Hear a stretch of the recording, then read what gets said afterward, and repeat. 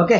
రంగారెడ్డి జిల్లా ఇబ్రహీంపట్నంలో మన తెలంగాణ ఉద్యమకారులకు అభిమాని ఇక్కడ పురుషోత్తం గారు ఉన్నారు.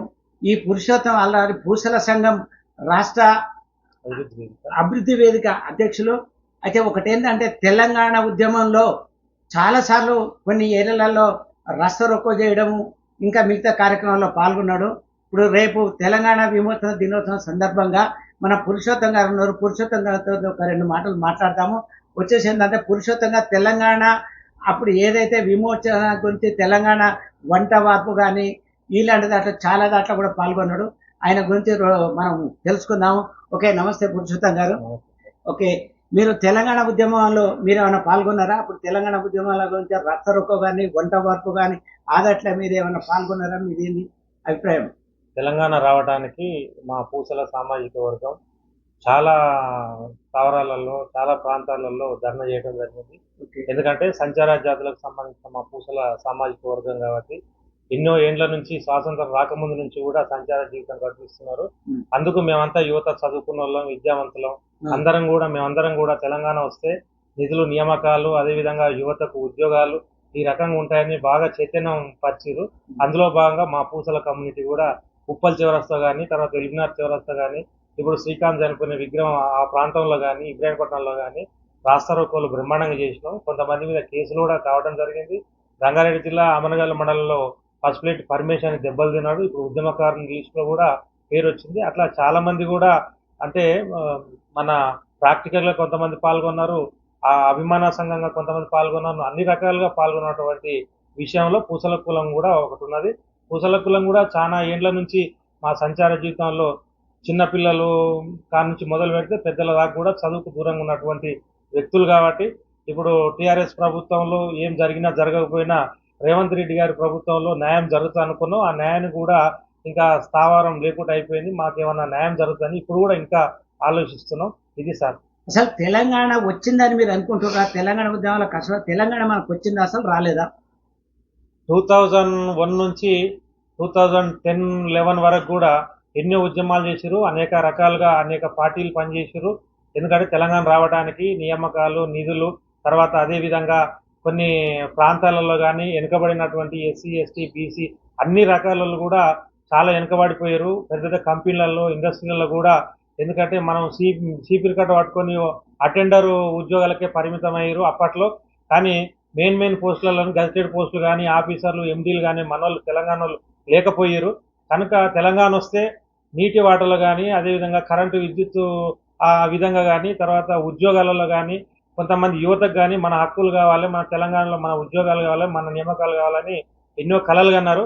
అదేవిధంగా కేసీఆర్ ప్రభుత్వంలో కేసీఆర్ ఉద్యమంలో అందరూ కూడా పాల్గొని విజయవంతం చేసి తెలంగాణ రావడానికి 2014లో కంకణప్రాప్తులయ్యారు. అందరూ ప్రొఫెసర్లు కానీ ఇంకా చాలా మంది మేధావులు, అన్ని రకాలలో ఆర్టీసీలు, కార్మికులు, కర్షకులు అందరూ పాల్గొన్నారు. తెలంగాణ వచ్చింది. తెలంగాణ వచ్చినా కూడా తెలంగాణ కాపాడుకోవడానికే మా పని సరిపోతుంది. సంచార జాతులు దాదాపు 120 కులాలు ఉన్నాయి. అందరూ కూడా బ్రహ్మాండంగా తెలంగాణ వచ్చింది, మా బతుకులు బాగుపడతాయి అనుకోరు. కానీ ఎక్కడేసిన గొంగడు అక్కడనే ఉంది. తెలంగాణ వచ్చిందని చెప్పుకుంటున్నాం పేపర్ల వరకు, కానీ ప్రాక్టికల్గా మాత్రం అభివృద్ధి లేదు. అభివృద్ధి ఏ సామాజిక వర్గాలకు కూడా అభివృద్ధి లేదు. కనీసం ఈ మన రేవంత్ రెడ్డి సారు ప్రభుత్వంలో కూడా, కాంగ్రెస్ ప్రభుత్వంలో కూడా మనకు ఇలాంటి మన వెనుకబడినటువంటి వాళ్ళకు, దళితులకు, అణగారిన కులాలకు, మైనార్టీలకు అందరికీ కూడా న్యాయం జరుగుతుంది అనుకున్నాం. ఆ న్యాయాన్ని కూడా ఇంకా మేము అభివృద్ధి చూడలేకపోతున్నాం. దయచేసి మన రేవంత్ రెడ్డి గారు, ముఖ్యమంత్రి గారు మనకు ఇలాంటి సంచార జీవితంగా చిన్న చిన్న కులాలకు కూడా న్యాయం జరుగుతుందని, అదేవిధంగా ఫెడరేషన్ చైర్మన్లు కూడా నియామకం చేసిండు. గతంలో రాజశేఖర రెడ్డి గారు ప్రభుత్వంలో ఫెడరేషన్ నియామకం అయింది కానీ వ్యక్తులను నియమించలేదు. అదే రకంగా ఇప్పుడు వ్యక్తులను కూడా నియమిస్తా ఉన్నారు. దర్జోళ్లకు, బోయోళ్లకు, అదేవిధంగా కుమ్మర, కమ్మర, బీసీలకు సంబంధించి బీసీఏలకు సంబంధించి కొంతమంది ప్రకటించిండ్రు. అదేవిధంగా పూసల కమ్యూనిటీకి ఇంకొక 5-6 మందికి ప్రకటించేది ఉంది.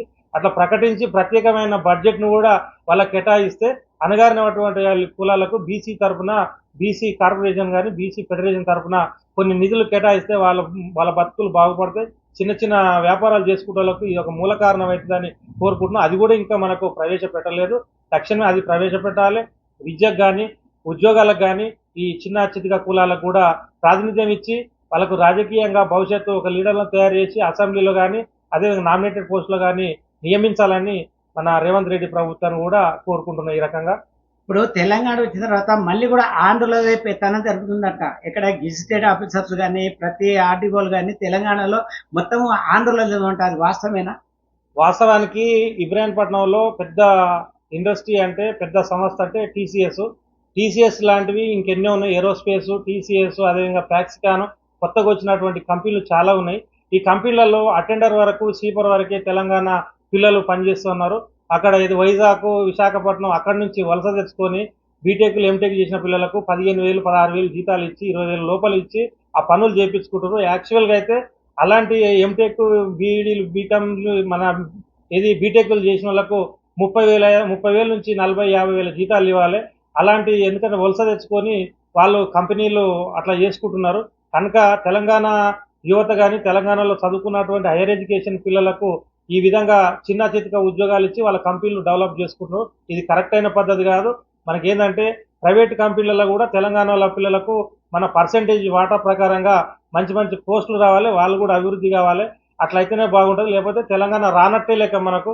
ఎందుకంటే తెలంగాణ వస్తే బాగుపడుతుంది అనుకున్నాం. గవర్నమెంట్ నియామకాలు కానీ అదేవిధంగా ప్రైవేటు ఉద్యోగాలు, ప్రైవేట్ కంపెనీలలో కూడా చిన్న చితక 10,000కి చేసే ఉద్యోగాలు మనకు దక్కుతున్నాయి. కానీ అదే 50,000 నుంచి ₹1,00,000 చేసే ఉద్యోగాలు మనకు అసలే లేవు. మొత్తం 100% తీసుకున్నా కూడా 10% కూడా ఉద్యోగాలు లేవు. అలాంటి ఉద్యోగాలు మన ప్రాతినిధ్యం ఉండాలని కోరుకుంటున్నా. అట్లా లేనప్పుడు తెలంగాణ రానట్టే లెక్క. మన సంచార జాతులకు కానీ ఇంకా వివిధ కులాలకు కానీ ఫెడరేషన్లకు కానీ పెద్ద పెద్ద కంపెనీలు అనేది స్మాల్ స్కేల్ ఇండస్ట్రీలో కూడా ఎన్నో లోన్లు, కోట్ల రూపాయల లోన్లు వస్తున్నాయి. సెంట్రల్ లైవ్ స్టాక్స్ కింద మనకు సెంట్రల్ స్కీమ్ కింద 25 లక్షల నుంచి 2-3 కోట్లు తీసుకునే అవకాశం ఉంది. తెలంగాణ పిల్లలు ఎవరు కూడా తీసుకోలేకపోతారు. అలాంటి షరతులు పెడతారు. అలాంటి అభివృద్ధి లేనప్పుడు, చిన్న చిన్న ఇండస్ట్రీలు మనం పెట్టుకోలేనప్పుడు ఆంధ్ర ప్రాంతానికి చెందిన వాళ్ళే గతంలో ఉన్నారు కాబట్టి వాళ్ళ ఆస్తులు కానీ వాళ్ళ రెసిడెన్సీలు కానీ వాళ్ళు సంపాదించినటువంటి కోట్ల రూపాయల భూములు కానీ హైదరాబాద్, కోకాపేట, నానక్రాంగూడ, కొప్పల్గూడ, తర్వాత మేదీపట్నం, తర్వాత ఇది మన గచ్చిబౌలి ఈ ప్రాంతంలో నిండుకపోయినటువంటి వాళ్ళు ఈ రోజు 170 కోట్ల ఎకరా భూమి వలికితే తెలంగాణలో కొనే పరిస్థితులు, కంపెనీలు పెట్టుకునే పరిస్థితి లేదు. ఇప్పుడు కూడా నవ్ ప్రజెంట్ ఈ రోజు కూడా ఆంధ్ర వాళ్ళ పెత్తనమే నడుస్తుంది. మీడియా వాళ్ళు కూడా చాలా మంది ఆంధ్ర వాళ్ళే ఉన్నారు. మీడియా నుంచి చూసుకుంటే కింది స్థాయి దాకా అంత ఆంధ్ర వాళ్ళే పెత్తనం చెలాయిస్తారు. అంటే ఈ విధంగా చూస్తే మన తెలంగాణ మనకు దక్కనట్టే లెక్క. మరో పోరాటానికి తెలంగాణ దక్కించుకోవడం, మరో పోరాటానికి కూడా సిద్ధం అనేది అందరూ ఆ రకంగా అంటారు. ఎందుకంటే జూన్ 2 తారీఖు నాడు తెలంగాణ విమోచన దినం కాబట్టి మనం ఈ రకంగా కూడా బాధ అనిపిస్తుంది. నాలాంటి పూసల అభివృద్ధి వేదిక రాష్ట్ర అధ్యక్షుడు కాబట్టి నాలాంటి సంఘం అధ్యక్షులు చాలా మంది బాధపడతా ఉన్నారు. చాలా మంది ఈ అధ్యక్షుల పదవులు తీసుకొని కూడా న్యాయం చేయలేని పరిస్థితిలో ఉన్నారు. కనుక మనం అందరం కూడా ఈ తెలంగాణ గురించి పోరాడినటువంటి యువత కానీ శ్రీకాంతాచారి అమరుడైండు, అలాంటి 100 మంది అమరులయ్యారు.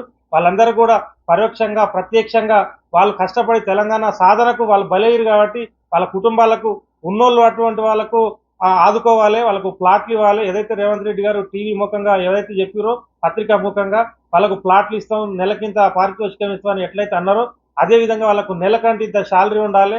ఇచ్చిన ప్లాట్లలో ఇల్లు కూడా నిర్మించి ఇవ్వాలనేది మా డిమాండ్. ఎందుకంటే తెలంగాణ గురించి ఆ రోజు అమరులు కాకపోతే ఈ రోజు తెలంగాణ రాని పరిస్థితి. తెలంగాణ వచ్చినా కూడా మనం అందరం కూడా దాన్ని కాపాడుకోలేని పరిస్థితిలోనూ ఆంధ్ర పెత్తనాన్ని సాగనివ్వం. తెలంగాణ సంపాదించుకున్నాం. తెలంగాణ ఉన్నటువంటి ఆస్తులు కానీ తెలంగాణ ఉన్నటువంటి 6 కోట్ల మంది జనాభా కానీ వీలే అనుభవించాలనేది మా సంచార జాతుల నుంచి నాదొక వినపం. అందు గురించి డిమాండ్ అనుకోండి, మీరు ఏదైనా అనుకోండి. తెలంగాణ గురించి ఫైట్ చేసిన వాళ్ళు కానీ వాళ్ళకి సహకరించిన వాళ్ళు కానీ తెలంగాణ గురించి పోరాటంలో ఒక ముందడుగు చేసిన అందరికీ కూడా న్యాయం జరగాలి. అందరికీ రేవంత్ రెడ్డి గారు న్యాయం చేయాలి. అలాంటి తెలంగాణ గురించి పోరాడినటువంటి వాళ్ళకు కూడా వాళ్ళ కుటుంబాలకు కానీ వాళ్ళకు కానీ చదువుకున్న వ్యక్తులకు కానీ ఈ జాబ్ అయితే జాబ్ పరంగా కానీ ఒకవేళ జాబ్ లేని వాళ్ళకు జాబ్ ఇచ్చే పరంగా కానీ యువతను ఆదుకోవాలి. తెలంగాణ గురించి ఎవరు కష్టపడ్డా అందరిని ఆదుకోవాలని ఈ టీవీ ముఖంగా నేను రిక్వెస్ట్ చేస్తా ఉన్నాను. ఎందుకంటే రాబోయే ప్రభుత్వం